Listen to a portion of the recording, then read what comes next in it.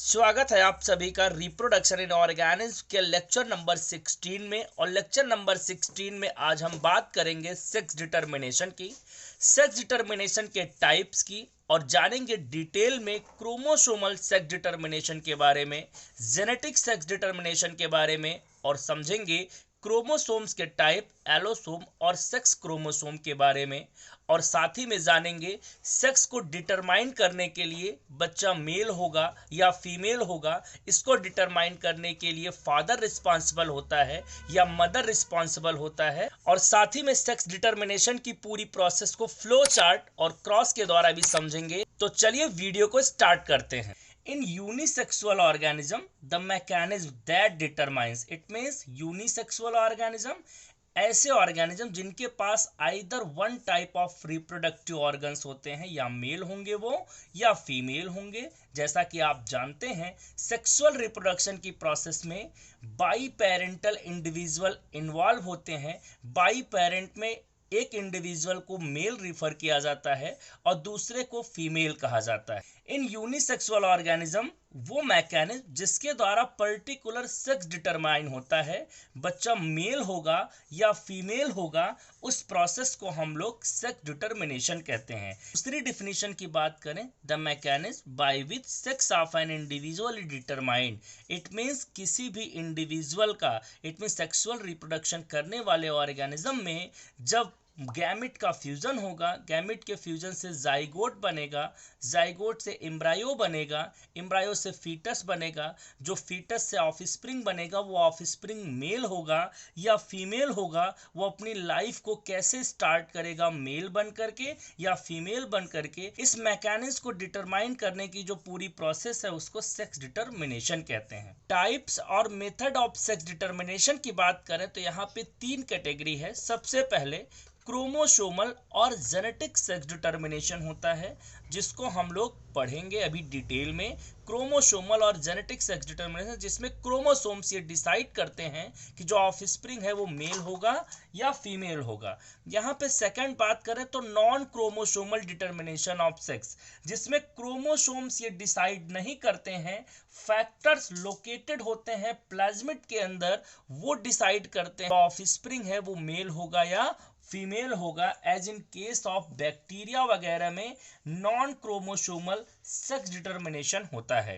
Other mechanism of sex determination की category में बात करें तो इसको एनवायरमेंटल सेक्स डिटरमिनेशन भी कह सकते हैं, जिसमें टेम्परेचर या अदर फैक्टर ये डिसाइड करते हैं कि जो ऑफस्प्रिंग है वो मेल होगा या फीमेल होगा। और एग्जांपल आपको बताएं एनवायरमेंटल सेक्स डिटरमिनेशन का, तो टर्टल वगैरह में जब टेम्परेचर जो है बिलो 28 डिग्री सेल्सियस होता है तो मेल ज्यादा प्रोड्यूस होते हैं, and above 33 degree Celsius produces more females, females ज्यादा प्रोड्यूस होती हैं। तो यहाँ पे हम क्या देख रहे हैं, यहाँ पे क्रोमोसोम्स डिटरमाइन नहीं कर रहे हैं, इन्वायरमेंटल फैक्टर ये डिसाइड कर रहे हैं कि जो ऑफस्प्रिंग है वो मेल होगा या फीमेल है। अगला सबसे इंपॉर्टेंट पॉइंट्स आपको समझ लेना है, the sex of a child, it means बच्चे का जो सेक्स है मेल या फीमेल वो कब डिटरमाइन होता है actual, at the time of fertilization, it means fertilization के समय जब मेल या फीमेल गैमेट का फ्यूजन हो रहा होता है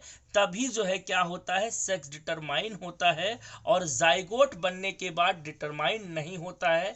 ये ध्यान रखिएगा, सेक्स डिटरमिनेशन कब होता है, at the time of fertilization. यहाँ पे देखिए जेनेटिक और क्रोमोसोमल सेक्स डिटरमिनेशन की बात करें ह्यूमन बींग्स में, तो क्रोमोसोमल सेक्स डिटरमिनेशन जो प्रपोज किया गया था वो E.B. विल्सन एंड स्टीवेंस ने क्या किया, क्रोमोसोमल सेक्स डिटरमिनेशन को प्रपोज किया था। And chromosomal sex determination is further extended by Thomas Hunt and Morgan and M.C. Culling। Total जो क्रोमोसोम्स ह्यूमन बींग्स में होते हैं वो 46 होते हैं। यहाँ पे इनका डिवीजन, इनको 2 कैटेगरी में बांटा गया है। सबसे पहले ऑटोसोम्स एंड एलोसोम्स।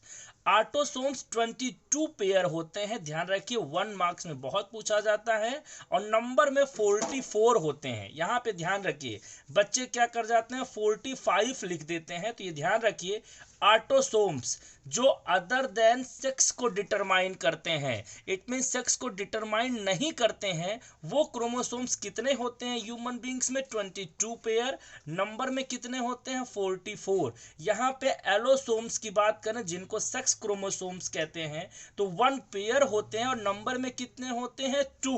अब यहाँ पे 2 में डिवीजन क्या है, 1 पेयर अगर मेल है इट मीन्स फादर के पास क्या होंगे तो 1 एक्स एंड 1 वाई का पेयर होगा, it means X and Y का पेयर होगा। अगर फीमेल है तो उसके पास केवल एक ही पेयर होगा, that is the X and x.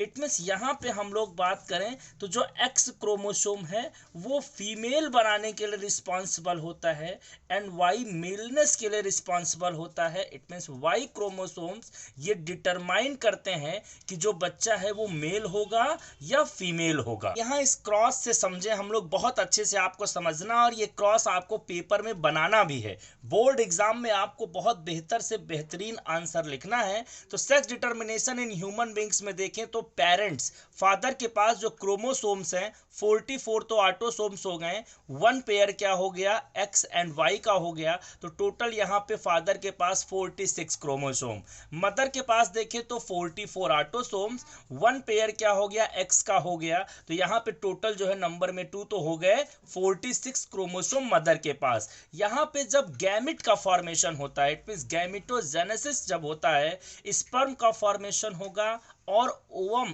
X का फॉर्मेशन होगा, तो गैमिट फॉर्मेशन के समय यहाँ पे आप देखें तो 22 ऑटोसोम्स और 1 एक्स क्रोमोसोम्स का एक गैमिट बनता है, और दूसरा जो गैमिट होता है वो 22 ऑटोसोम्स एंड वाई क्रोमोसोम्स का होगा। यहाँ पे ध्यान रखिएगा, पहले ही आपको मैंने बताया वाई क्रोमोसोम्स जिसके साथ पेयरिंग करेगा वही बच्चा जो है, वही ऑफस्प्रिंग जो है वो मेल बनेगा। यहाँ फीमेल के पास देखें तो एक्स एंड एक्स का ही पेयर है, 22 plus X and 22 plus x. यहाँ पे देखें जब फर्टिलाइजेशन होता है तो ये फर्टिलाइजेशन से सबसे पहले जो पॉसिबिलिटीज बनेगी उसको आप देखें, तो यहाँ पे सबसे पहले पॉसिबिलिटी जब 22 प्लस एक्स वाला 22 प्लस एक्स के साथ पेयरिंग करेगा तो 44 plus x x, and 44 plus x x क्या बनाएंगे गर्ल बनेगा, इट मींस जो बच्चा होगा वो फीमेल होगा। यहाँ पे बात करें तो 22 प्लस एक्स की जो पॉसिबिलिटी अगर 22 प्लस एक्स के साथ बनती है तो अगेन बच्चा क्या होगा वो फीमेल होगा, 44 प्लस एक्स एक्स।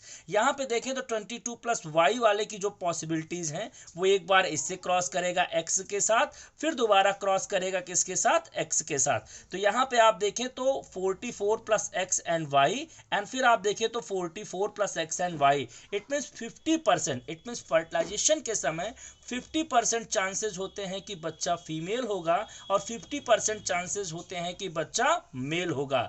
अब आपको क्वेश्चन का आंसर देते हैं कि कौन रिस्पॉन्सिबल है। यहाँ पे आप देखें तो किसके पास वाई क्रोमोसोम है, चूंकि मैंने बताया कि वाई क्रोमोसोम ही मेलनेस के लिए रिस्पॉन्सिबल होते हैं, और वो वाई क्रोमोसोम किसके पास है फादर के पास है। फीमेल के पास तो x and x he chromosome है, फादर के पास वाई क्रोमोसोम है और एक्स का क्रोमोसोम का पेयर है।